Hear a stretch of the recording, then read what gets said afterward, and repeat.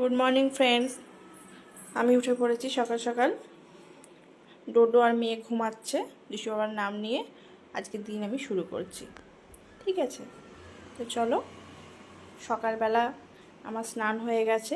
স্নান করে আমি যেটা করি রেগুলার, তো এটা করলে কি হয়, মনের মধ্যে একটা পজিটিভ ভাইব আসে, মনটা শান্ত থাকে, একটা পজিটিভ এনার্জি পাওয়া যায়। এটা করলে খুব ভালো লাগে। ওই জন্য সকাল সকাল স্নান টান করে এটা যখন করি না, মনের মধ্যে একটা আলাদা একটা পজিটিভ ফিলিংস হয়, একটা শান্তি হয়, একটা পজিটিভ এনার্জি পাই সারাদিন কাজ করতে। তো এটা আমাকে খুব হেল্প করে, মাইন্ডটাকে ক্লাম রাখে, একদম শান্ত একটা। তো এটা করলে খুব শান্তি লাগে, ঘরটা মনে হয় যেন একটা পজিটিভ ভাইবসে ভরে উঠেছে, এরকম মনে হয়। তো তার জন্য আমি সকালবেলা উঠেই আগে চেষ্টা করি বাসি কাজ সেরে স্নান করে ঈশ্বর আরাধনা করতে। এটাই আমার সারাদিনের এনার্জি নিয়ে দেয় আর কি, সারাদিন এনার্জি দেয়। কারণ সারাদিন আমি আমার সংসারে একাই কাজ করি, চলে যাই শপে চলে যায়, মেয়েকে পড়ানো খাওয়ানো সব কিছুই আমাকে করতে হয়। এটা করলে যেন আমি একটা পজিটিভ এনার্জি পাই। তার জন্য এটা করলে আর মাইন্ডটা একটু ফ্রেশ লাগে, কাজ করতে ভালো লাগে, ঠিক আছে? তো এইভাবেই আমার দিন আমি শুরু করি, চেষ্টা করি রেগুলার সকাল উঠে স্নান করে নেওয়ার। তারপর এটা করতে, কারণ স্নান না করলে এটা করতে পারি না, মনটা ভালো লাগে না সেদিনকে। ওই জন্য এটা করলে আমি একটা মানসিক একটা রিলিফ পাই, শান্তি পাই একটা।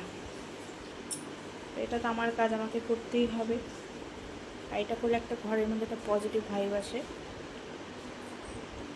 তার জন্যই।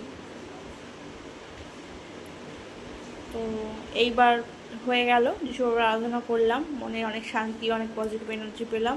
এবার এনার্জির সঙ্গে আজকে শুরু করছি আমার মর্নিং ব্রেকফাস্টের প্রিপারেশান।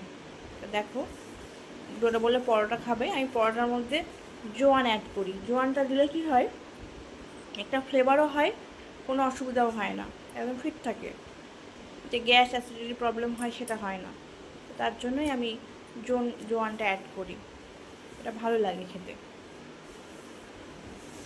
তো এই জন্যই আমি এটা দিই। ওটা সন্ধে লবণ দিলাম, আমরা ওটাই ইউজ করি, ওই জন্য ওটাই আমি তোমাদের দেখালাম। এটাই আমি খাই বাড়িতে, সন্ধে লবণটাই ইউজ করি। তো আমার আটা মাখা ময়দা মাখা কমপ্লিট হয়ে গেল। আমি একটা একটা করে পরোটা এবার সব বেলে নিচ্ছি। আমি এভাবেই করি, কেননা বারবার করতে করতে হয় না।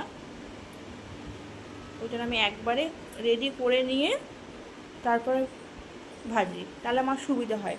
কারণ আমার তো আরও কাজ থাকে, এইভাবে বারবার ওঠা নামা করা অসুবিধা হয়। ওই জন্য আমি এইভাবেই শুরু করি, একবারে করে নিই, করে নিয়ে তারপর আস্তে আস্তে শেখি।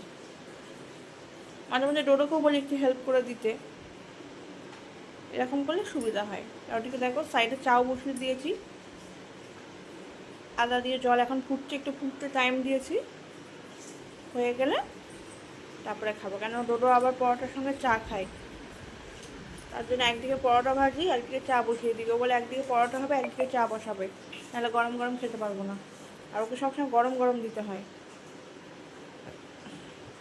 ওই জন্য আমার পরোটা দেখো ভাজা হয়ে গেছে। এটা যেহেতু একটু টাইম নিয়েছি তার জন্য এরকম হলো, নাহলে পরোটাটা আরও গোল্ডেন গোল্ডেন হয়, ওটা ক্রাঞ্চি ক্রাঞ্চি খায়। আর আমরা গুড়ের চা খাই, তার জন্য আমি গুড় দিচ্ছি, চিনিটা খাই না, গুড়টাই খাই। তো এই হচ্ছে আজকে আমাদের মর্নিং ব্রেকফাস্ট। দেখার জন্য থ্যাংক ইউ, সবাই ভালো থাকো।